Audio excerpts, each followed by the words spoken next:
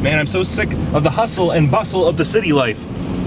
I've decided I want to go out to the country, so I'm meeting my good friend Jebediah so he can give me a slice of the country style. Hey, Jebediah! How do you know my name? I'm your friend, Timbertaft. I had the interview scheduled with you. I don't know no Tim Tafter. I got no interview, nothing about that. Maybe you'll talk to this Timbertaft?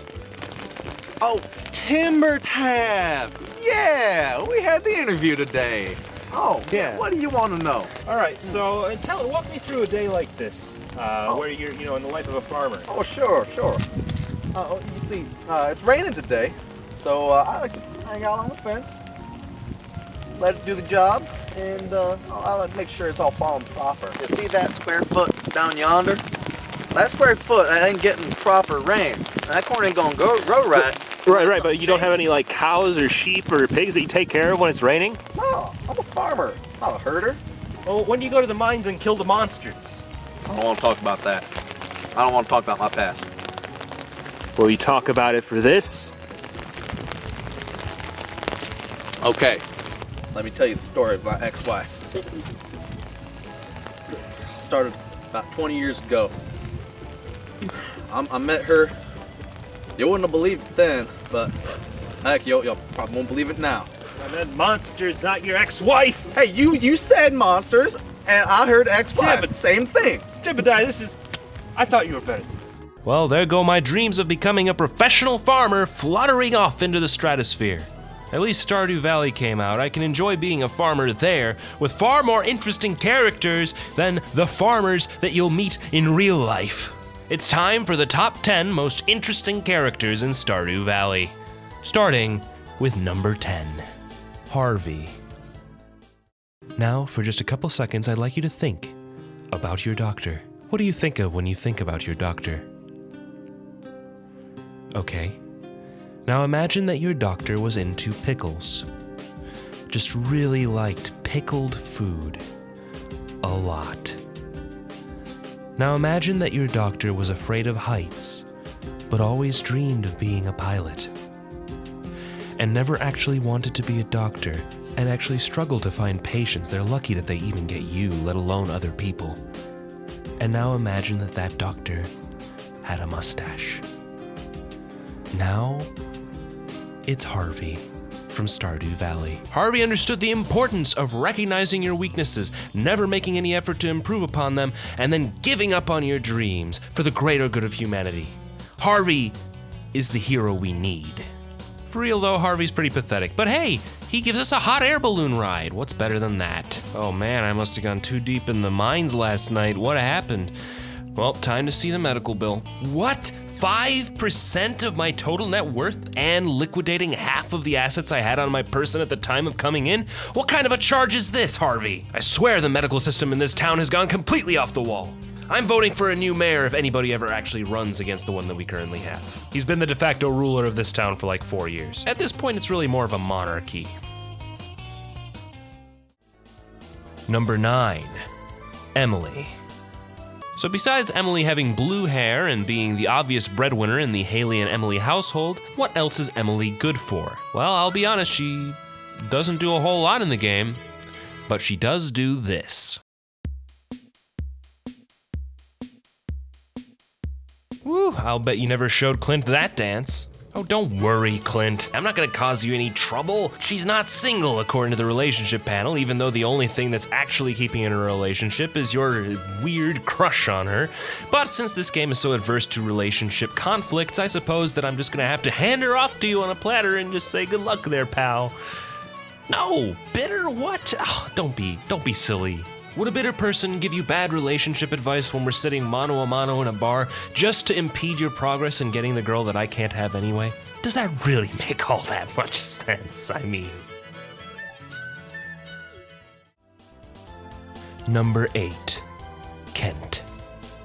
Hey Kent, how you doing? It's been a year, I know that you've been gone, but I just sold my whole big bucket of berries, and now I'm a millionaire, and all I did was run this farm, watering the crops every once in a while and petting my cows. What have you been up to? Kent? Hello?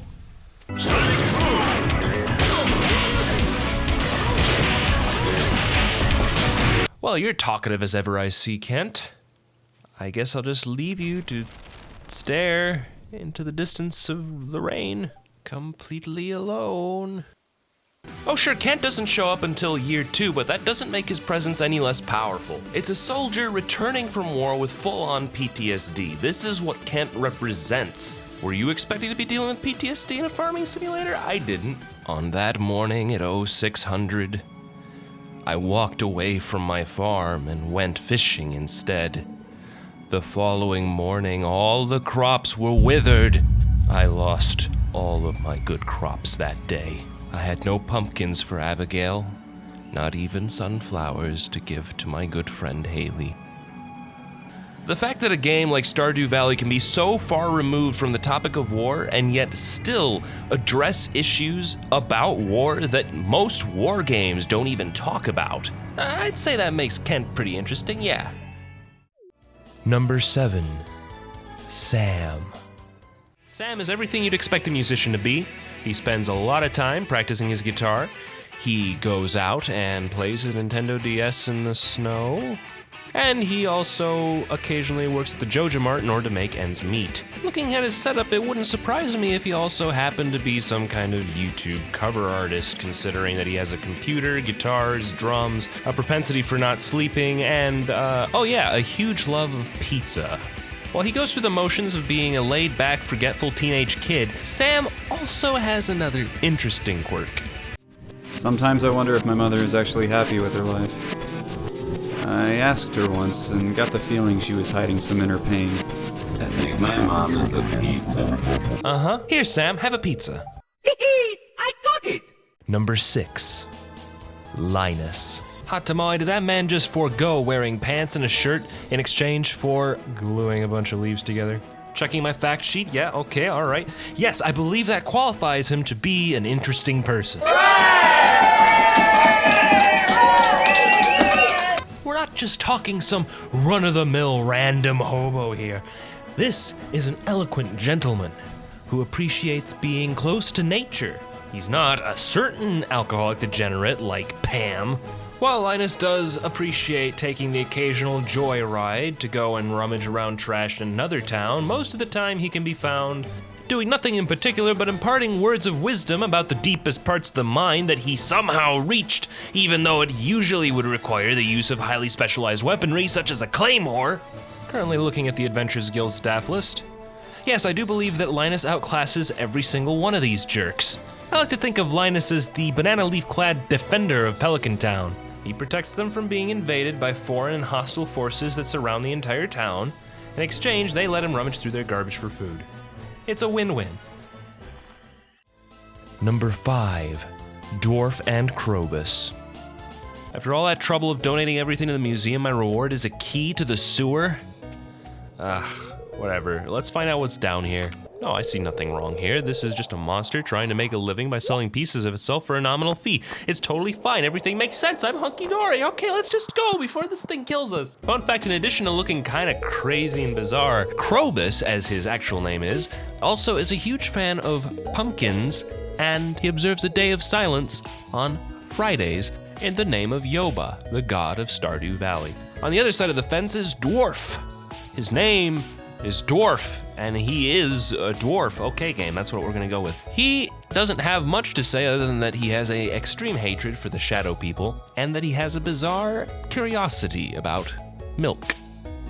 All right, the battle to end all ages, here it is, the milk-loving dwarf versus the pumpkin-loving Krobus. Who is going to emerge the victor? This is some truly terrifying stuff, folks. I think they will actually kill each other. I know it's kind of cheating since neither one of them are actually human, which is why I decided to lump them both together into the same category, but the fact that the shadow people and the dwarves are both having a war with each other outside of the human realm of Stardew Valley's villagers who are completely oblivious to their existence is just one very interesting topic to bring up that is exciting, regardless of the species of the characters involved.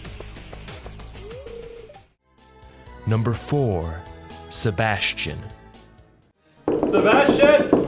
Sebastian! Who's there? It's me, Timbertaft, the new farmer! I want to meet you! No, you can't come in my room. We're like 3 California rolls away from that. But that's not even sashimi! Neither was the dirt you gave me last week. Whenever you do finally coax Sebastian out of his bedroom, you discover a man of mystery. A man who builds snow goons instead of snowmen in the middle of winter. A man who hates pumpkin spice. A man who is destined to contract lung cancer as a result of his smoking habits. And when you finally made friends with him, he and you alone will fight the final boss of Stardew Valley. SimCity. He's a programmer, he hates daylight, and he plays D&D. What's not to like here, guys? Come on. Sebastian, number 4, it makes sense. Number 3, Abigail. Hey, Abby, I'm the new farmer, and I just wanted to... Oh, okay, you're gonna go to bed with me just standing here in the living room, okay. I guess I should leave. Abigail has her ups and downs, but she's definitely obsessed with a certain number of things, some of those things being death, other things being ghosts, and occasionally having an interest in dabbling in adventure and in disobeying her parents' every word. What I'm trying to say is that Abigail is your typical teenage girl. She likes playing video games, but she can't beat the first level of the only game that she owns without help, and she likes playing somber-sounding Celtic music on her flute in the middle of the rain. To be honest though, even with all this, I don't know if she necessarily tops some of the characters that I have on this list, but she does win an award for having some of the cutest dialogue when you get her up to higher heart levels, and for just that, I think that she deserves a place.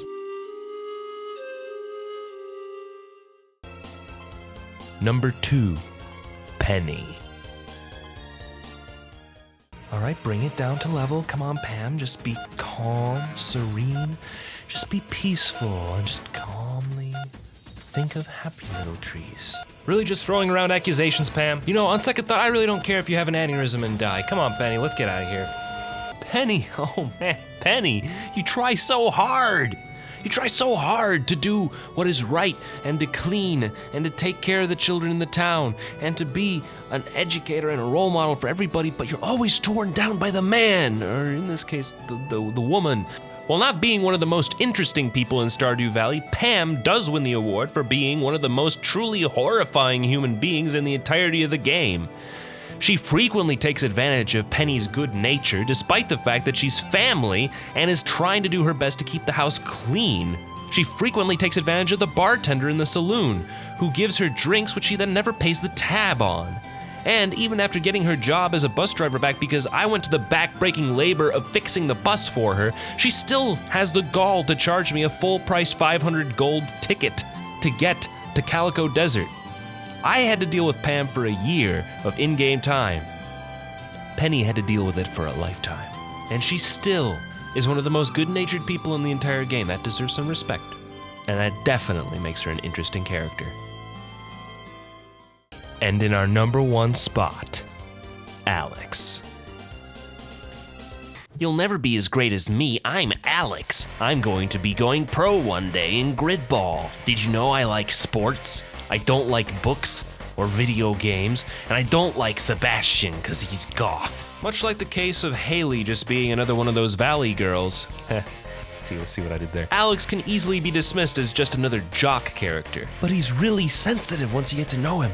I mean, here, look, this is Alex talking to his pet dog, sympathizing over the fact that they've seen some stuff. Alex comes from yet another broken family where both family members either passed away or completely abandoned him. As a result, he's stuck to live with his grandparents forever.